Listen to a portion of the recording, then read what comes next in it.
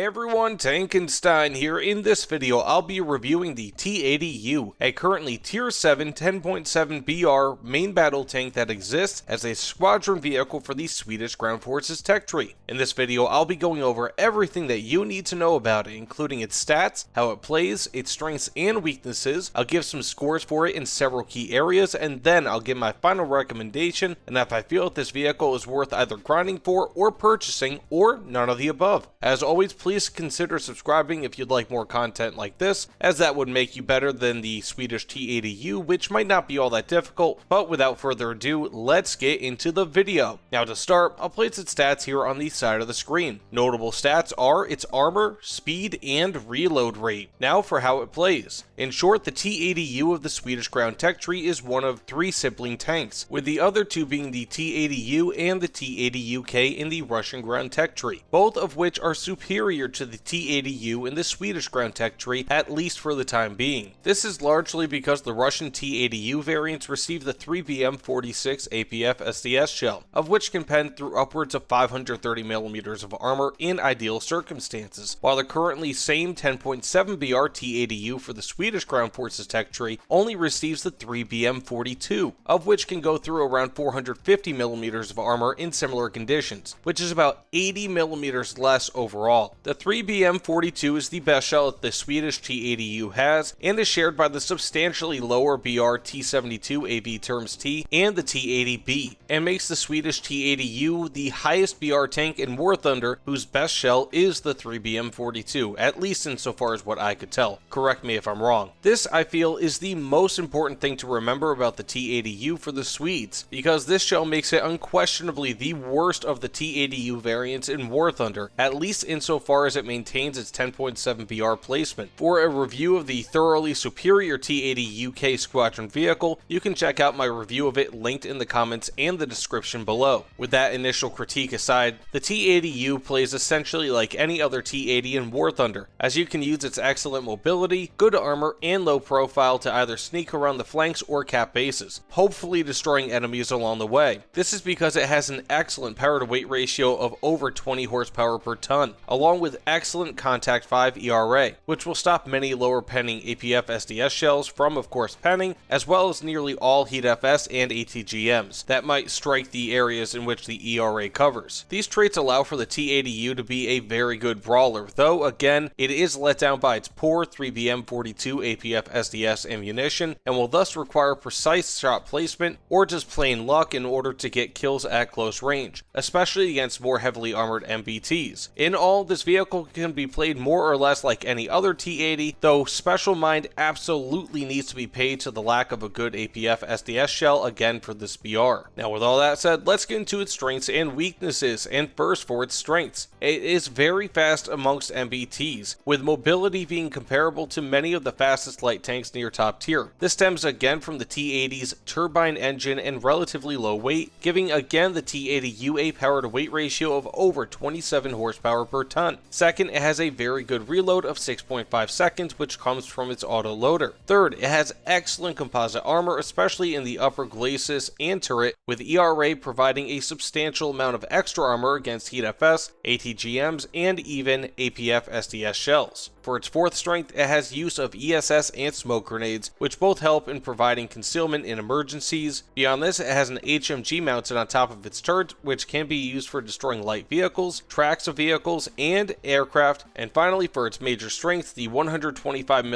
2A46 M1 cannon allows for the use of HeatFS, HE, and ATGM, and though it is mediocre, of course, it does have its APF-SDS shell as well. And additionally, even though this isn't really a big strength, especially at this BR, it does have a laser rangefinder as well. Now for weaknesses, it has subpar top ammunition for its BR, as it has again the 3BM42, which has only up to 457mm of armor pen at point blank range, as opposed to the Russian T-80U that can use the 3BM46, which has over 530mm of armor pen again at point blank range. For its second weakness, it has subpar turret rotation speed, as many competitors, namely the various Leopard 2s and M1 Abrams tanks in War Thunder, have upwards of a 50% higher speed in this regard. For its third weakness, the T-80U only has 3 crew members, which severely hurts survivability, having 25% or even 40% fewer crew inside the tank compared to other tanks around this BR. Fourth, unlike the entirely superior T80 UK, you have to first unlock night vision and then upgrade it to thermals, all the way in the bottom row of the mod tree, which is substantially later than many other vehicles around this BR. And finally, it has port cannon depression of only 5 degrees. And now for how I score this vehicle. For armament, I give it a 5.5 out of 10. While the autoloader and 125mm size of this cannon are certainly strong points, as well as the fact that it can launch the 9M119 ATGM, the 3BM42 APFSDS is a humongous letdown. While it is certainly still usable at this BR, especially with a fairly good reload of this vehicle, it requires precision and knowledge of enemy weak spots to truly be effective. If the reload wasn't this good, or if it did not have a variety of otherwise good ammunition, this T80U would score much worse in this category. If it ever gained use of the 3BM46, this score would immediately jump up to 7.5 out of 10. For comparison, in my review of the T80 UK, I gave the UK an 8 out of 10 for armament, largely because of its 3BM46 APFSDS, as well as programmable HE that it can use to shoot down enemy aircraft, both of which are missing from the T80U for the Swedes. Now for mobility, I give it an 8 out of 10. The T80U features an excellent power to weight ratio due to its relatively light weight and again its powerful turbine engine. It can easily reach high speeds of over 40 kilometers per hour and will do so much quicker than most vehicles, including again some light tanks. It even reaches its top speed of 70 kilometers per hour with ease. This will allow you to make base caps quicker than most other MBTs on your team or otherwise. With that said, for survivability, I give it a 5.75 out of 10. The armor on the T80U is excellent, and while it will be chipped away as people hit it, due to the fact that it largely relies on ERA for a substantial amount of its protection, it can still take a ton of hits that most other tanks would not be able to stand. Against HeatFS and ATGMs, the T80U shines, as its Contact 5 ERA is best against those types of ammunition, but it also has composite armor underneath for even more protection. Just as good is that this is a relatively small tank, and only has a 78% visibility rating, at least per War Thunder. The biggest downside to this tank's survival is the fact that it only has 3 crew members, and they are in fairly tight quarters. This means that a successful armor pen will likely kill your crew, but more than in most tanks, even at this BR, penetrating this vehicle is a big if. The Swedish T80U is essentially the same as the Russian T80U in terms of survivability, though it is worse than the T80 UK due to a lack of the Stora APS, as well as only having 8 smoke grenades compared to 12 on the UK. The Swedish U also lacks the laser warning receiver that the UK has, though the Russian U does not have that either. Now overall, I give this vehicle a 6 out of 10. At least relative to the T80Us in-game, this vehicle is a relatively weak 10.7 BR vehicle, and is, as mentioned before, the worst T80U variant in War Thunder. I've compared this vehicle many times in this video to, again, the other T80Us in War Thunder, largely due to the fact that they are so familiar to other players and because they allow for a good basis by which to judge this vehicle, and in large part it falls short of those other offerings. It is still a very good vehicle, but the lack of a competitive APFSDS shell at 10.7 BR is concerning, especially as so many lower BR tanks, such as the T72M2 Moderna, M60 AMBT,